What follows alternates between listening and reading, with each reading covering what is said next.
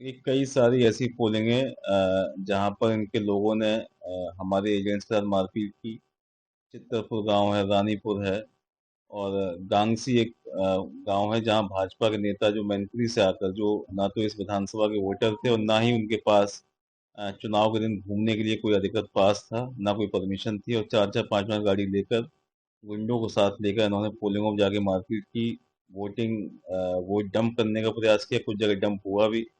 और प्रशासन के लोगों ने कोई इसकी जब हम लोगों ने शिकायत की कल, तो कोई संज्ञान नहीं लिया और लगातार बहानेबाजी होती रही। और भाजपा के जो प्रत्याशी थे, वो 15-20 गाड़ी लेकर और कई पोलिंगों में जाके अराजकता फैलाई उन्होंने। और कहीं कोई शिकायत हम लोगों की दर्ज नहीं की गई, तो हम लोगों ने इलेक्शन कमीशन को शिकायत की है कि जो जिन पोलिंगों को डंप किया और जहाँ अराजकता हुई है, वहाँ पर दोबारा से पोलिंग की जाए, दोबारा वोट वहाँ पड़े। और जिन अधिकारियों ने बिल्कुल भाजपा के एजेंट बन के काम किया, उनके खिलाफ भी चुनाव आयोग को कार्रवाई करनी चाहिए। कई सारे ऐसे पुलिस के लोग थे जिन्होंने खड़े होकर वहाँ बूथ पे डंप कराया और हमारे एजेंटों को वहाँ मार के और वहाँ से भगा दिया गया। मंडी सदर पर जहाँ स्ट्रांग रूम बने हैं वहाँ पे भी आपकी कार्यकर्ता निगरानी कर रही है, क्या कुछ डाउट है? देखिए, सरकार में ये सोचना कि चुनाव निष्पक्ष होगा, ये बहुत बड़ी बेईमानी है। शुरुआत की से जो प्रोसेस होता है जब चुनाव का, वहाँ से लोग बेईमानी शुरू करते हैं। पहले इन्होंने वोट काटे वोटर लिस्ट से, उसके बाद जो अधिकारियों की ड्यूटी लगाई गई उसमें इन्होंने बहुत घालमेल किया। वोटिंग के दिन उन्होंने पूरा प्रयास किया, और काउंटिंग में भी अगर हम लोग पूरी सतर्क हैं बिल्कुल, उसमें भी जो ये लोग जो है बेईमानी का प्रयास करेंगे। इसलिए हमारे कार्यकर्ता साथी वहाँ मौजूद हैं और जहाँ वोटिंग मशीन रखी हुई है और पूरी निगरानी में लगे हुए इलेक्शन को लेकर कितना सुनिश्चित है? हैं।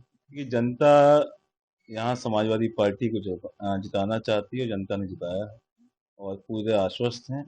जो अराजकता इन्होंने फैलाई है, थोड़ा बहुत नुकसान 1000-2000 वोट का जरूर किया होगा, लेकिन जीत जो है समाजवादी पार्टी को बड़े अंतर से पार्टी की। जैसा कि हम पूर्व से भी कह रहे थे कि करेल जीती तो 9 जीती, और करेल हम लोग जीत रहे हैं, इसका मतलब 9 की 9 सीटें उत्तर प्रदेश में भारतीय जनता पार्टी प्रचंड बहुमत से जीतेगी, कमल खिलेगा। और एक बार आदरणीय मोदी जी और योगी जी की नीतियों, रीतियों और कार्यक्रम पर मोहर लगाने का, ठप्पा लगाने का, अनुमोदन देने का काम उत्तर प्रदेश की जनता करने जा रही है। जब जब समाजवादी पार्टी चुनाव हारती है, तब तो ठीकरा कभी आयोग पर, कभी प्रशासन पर, कभी ईवीएम पर फोड़ने का काम करती है। जीत गए तो ये जीत गए, और हार गए तो चुनाव आयोग ने हरा दिया, ईवीएम ने हरा दिया। ये तो उनकी परंपरागत कहानी है, इसमें कोई नया अध्याय नहीं है। और जनता भी देश की जानती है, प्रदेश की जानती है कि जितने भी इंडी गठबंधन के अन्य जितने विभिन्न जुड़े हुए दल हैं, उन सबकी एक ही कहानी है, हार गए तो खुद की सफलता, जीत गए तो खुद की सफलता, और अगर हार गए तो चुनाव आयोग ने हरा दिया। निश्चित रूप से बिटिया की हत्या जिस तरीके से आज बयान देखिए, भयावह हत्या, एक दलित की बेटी की हत्या एक मनीष यादव के द्वारा की जाती है। उसकी माँ चिल्ला चिल्ला के कह रही है तो भारतीय जनता पार्टी को वोट के लिए उसने कहा, इसलिए उसकी हत्या कर दी गई। उसका पिता सारी वृत्तांत डिटेल में दे रहा है। ये जघन्य हत्या, यही तो मूल चरित्र है सपा के लोगों का। अखिलेश जी के बगल में उनका फोटो है, अखिलेश जी का चहेता है वो, जिसने वो हत्या की है। अखिलेश जी के जितना बड़ा अपराधी उतना बड़ा समाजवादी, यही तो मूल सिद्धांत इनका रहा है।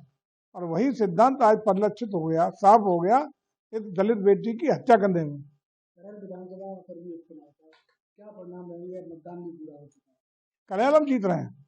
निश्चित रूप से करेल की जनता का व्यापक जन समर्थन, आशीर्वाद भारतीय जनता पार्टी के प्रत्याशी को मिला है। भारतीय जनता पार्टी को कमल खिलाने का काम किया है।